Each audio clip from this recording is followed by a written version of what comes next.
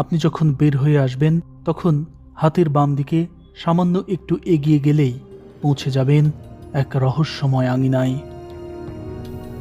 এই যে পুকুরটি দেখতে পাচ্ছেন, সেখানে এমন কিছু রয়েছে যেগুলো দেখলে রীতিমতো চমকে উঠবেন।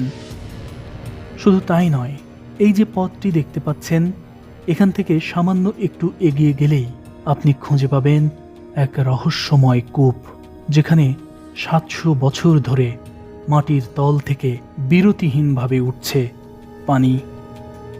লোকেরা মনে করে ওখানকার কূপটির সংযোগ মক্কার জমজম কূপের সঙ্গে রয়েছে, কিন্তু আসল সত্য কি?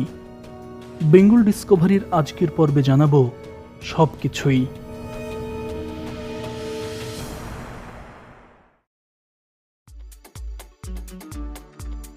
হযরত শাহজালাল রহমতুল্লাহ আলাইহির মাজারের অবস্থান বাংলাদেশের সিলেট